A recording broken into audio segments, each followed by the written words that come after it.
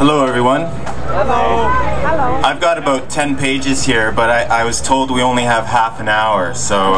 You can take your time. Yeah. Alright, well, I don't want to bore everyone and ramble on, so I'll try and keep this as brief as possible.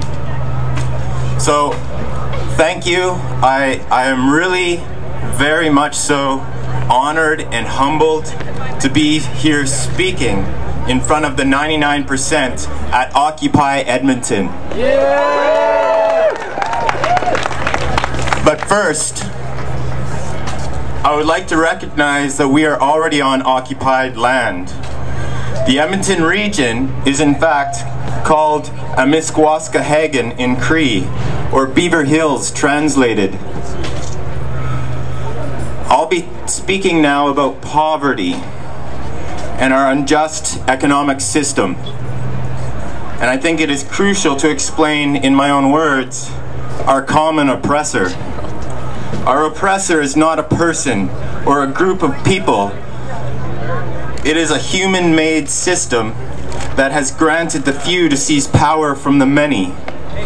The seizure of power has left many in poor situations, but not just economically, but also socially, politically, culturally, and environmentally. Poverty is a result of unjust systems of power, which includes capitalism and our weak democracies. Both are human constructs. Yeah! Which means these authoritarian systems are prone to error, are not fixed, are not static. They can be changed, evolve, and revolve if enough people come together and occupy together.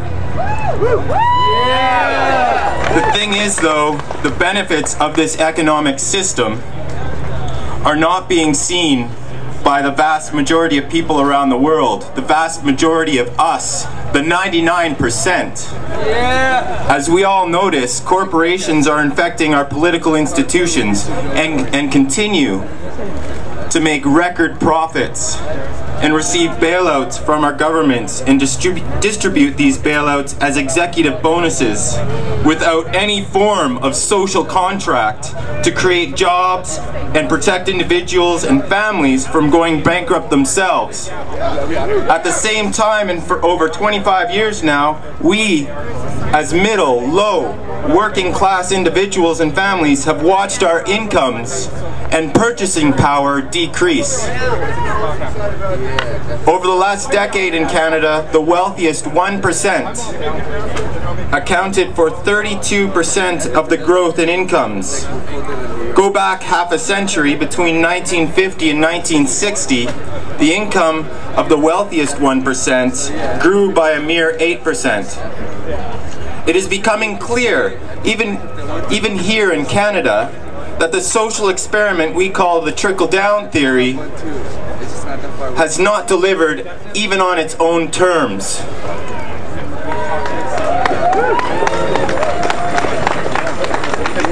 And in the US, the income disparity is even more grotesque. In 2008, while the number of people making over 50 million dropped 131 to 74. Now, bear with me here, these are numbers. The average wage in this top category increased from $91.2 million to an eye-popping $518.8 million in 2009. And this is during a period of recession.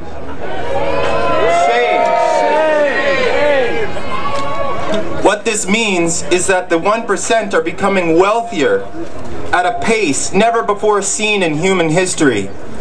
And the vast majority, the working class, the 99%, are paying for this disparity through our hard work, our labor.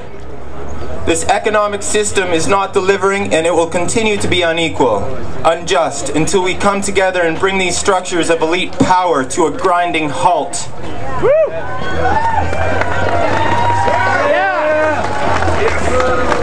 Poverty is a form of violence,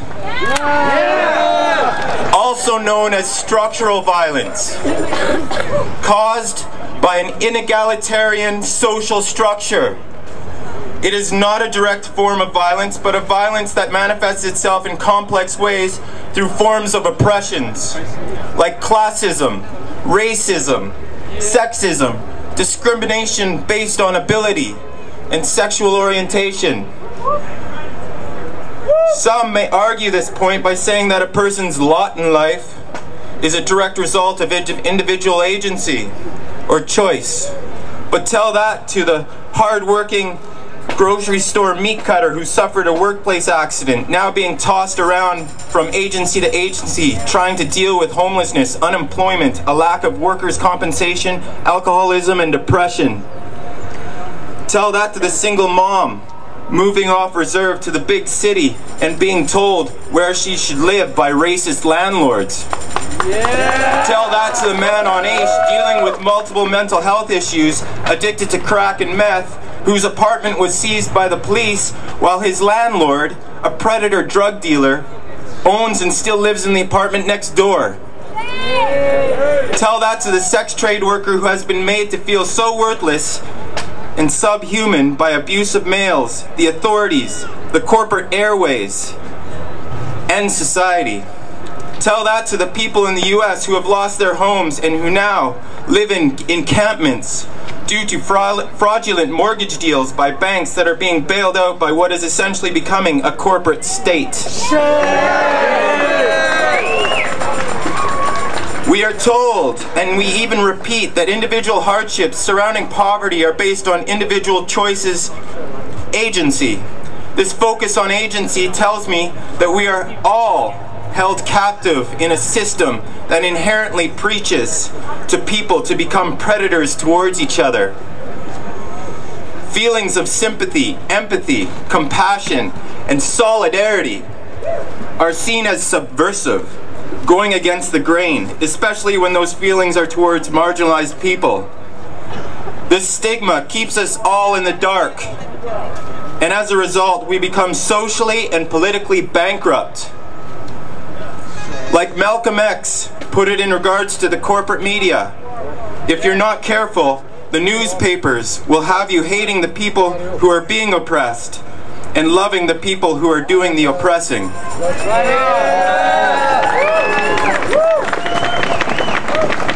But this changes when we understand that we are the 99%. When enough people come together collectively, these violent, oppressive structures, systems of elite power can be overthrown. The Occupy Wall Street movement is directly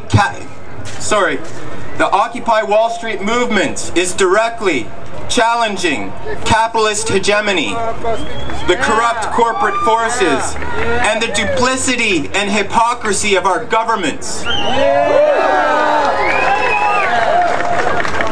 The movement is bringing to the fore questions and contradictions that the establishment have ignored at the expense of the 99%. The economic system is failing consistently, and even those who are just now feeling the sting of capitalism are saying no more. No more! No more! Confronting such an opponent is a daunting task. It will likely be slow and painful, but that's democracy for you. Thanks to the Arab Spring, we have arrived at the American Fall. It is time to reverse the corporate coup that has enslaved us, bankrupted us, and pitted you and I against each other. We, as the 99% here in Canada, need to come together with our neighbors to oppose new rounds of austerity measures and the rise of a corporate state.